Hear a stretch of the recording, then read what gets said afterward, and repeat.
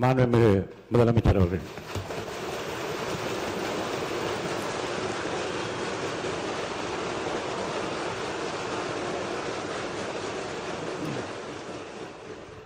மாண்புமிகு பேரவைத் தலைவர் அவர்களே,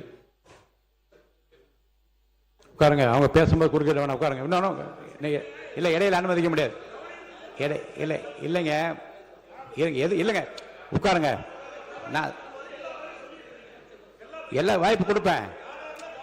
இருங்க, உங்களுக்கு கொடுக்குறேங்க. உங்கள் பேரை படிச்சு இருங்க. உங்கள் பேரை தெளிவாக படிச்சுட்டேன். உட்காருங்க. உங்களுக்கு இல்லை, இப்போ அவங்க பேருங்க.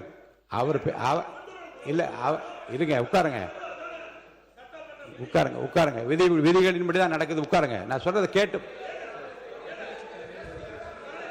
எதிர்கட்சி தலைவர் இன்னும் முடிக்கலைங்க. அவர் பேச முடிச்சுட்டாரா? இன்னும் எதிர்கட்சி இன்னும் முடிக்கவே இல்லை. உட்காருங்க. நீங்க அவர் பேசி என்ன அதுதான் பேசுறேன். எது சட்டமோ எது விதியா தான் நான் பேசுறேன். எனக்கு பயப்பட சொல்லி நான் சொல்லுங்க. அவைக்கு பயப்படுங்க, விதிக்கு பயப்படுங்க. எனக்கு பயப்பட வேண்டாம், விதிக்கு பயப்படுங்க. மாண்புமிகு எதிர்கட்சி பேசி முடிக்கல. அவர் பேசி முடித்த இருங்க. அவர் பேசுகிற போது குறுக்கீடு பாருங்க. அவர் பேசுகிற போது தயவுசெய்து உட்காருங்களா? உட்காருங்க. என்ன உட்காருங்க, நான் அனுமதி தரேன். பேரவை முன்னவர் பேசுங்க. பேரவை முன்னவர் உட்காருங்க, பேசுங்க. நீங்க பேச கருத்து சொல்லுங்க. மாண்பு பேரவைத் தலைவர் அவர்களே, ஒரு நிமிஷம். மாண்பு பேரவைத் தலைவர் அவர்களே, எதிர்கட்சி தலைவர் சொன்னதற்காக இல்லை, ஒரு நிமிஷம்.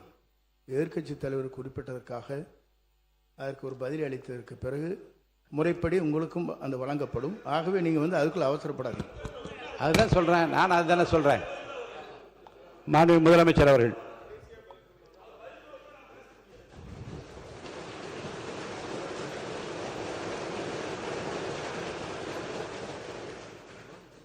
மாண்புமிகு பேரவைத் தலைவர் அவர்களே,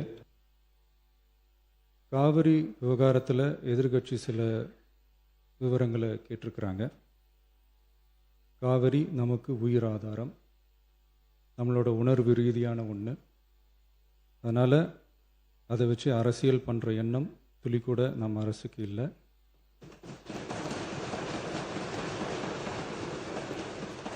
அதுக்கான அவசியமும் இல்லை.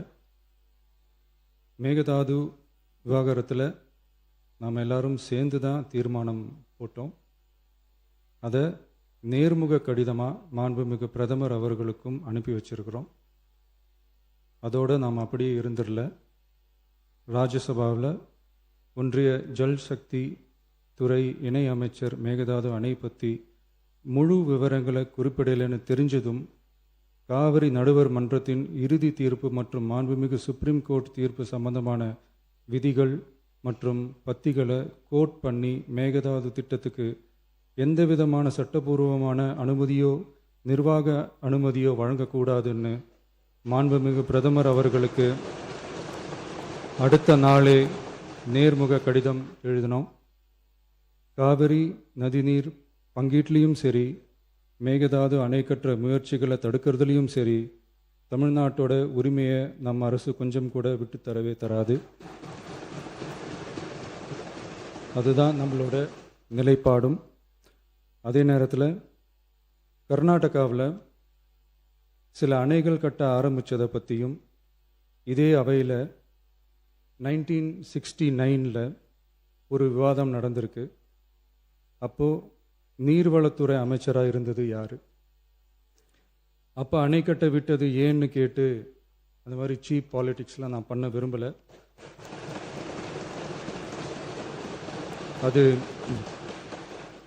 அது நம்ம நோக்கமும் இல்லை. ஏன்னா காவிரி விவகாரத்தை ரொம்ப கவனமாக கையாளணும். எந்த கட்சி ஆளுகிறது, எந்த கட்சிக்கு பெருமை, யாருக்கு பெருமைன்னெலாம் பார்க்கக்கூடாது. இது தமிழக மக்களுடைய பிரச்சனை அப்படின்னு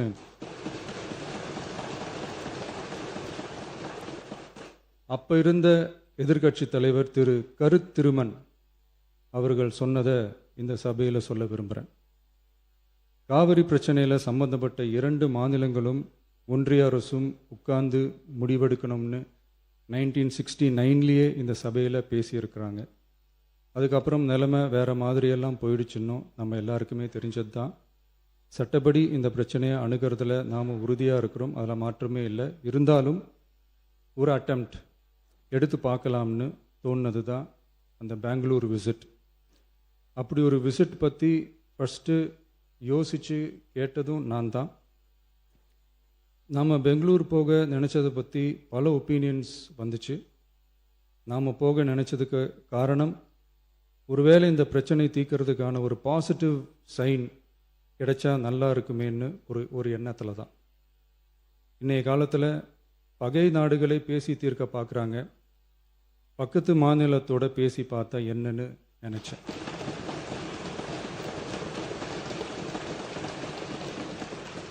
அதனால தான் அப்படி ஒரு அட்டெம்ப்ட் எடுக்க நான் ட்ரை பண்ணோம். ஒருவேளை அந்த அட்டெம்ப்டில் ஒரு அவமானம் நேர்ந்தால் என்ன செய்யன்னு சில பேர் கேட்டாங்க. அப்படி நடந்தால் தமிழ்நாட்டு மக்களுக்காக அதையும் தாங்க தயாராக தான் இருக்கேன்.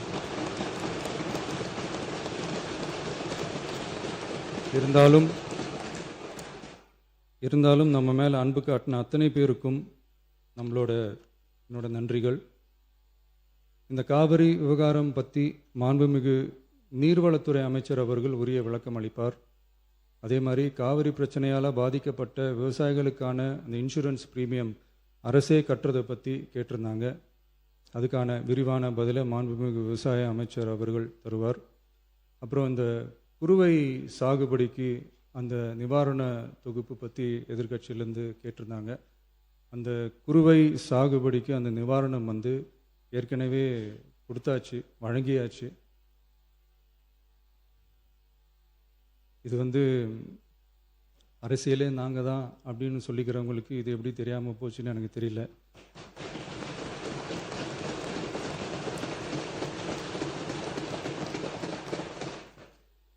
முன்ன பின்ன பேப்பர் படிச்சிருந்தா நாட்டில் என்ன நடக்குதுன்னு தெரிஞ்சிருக்கும்.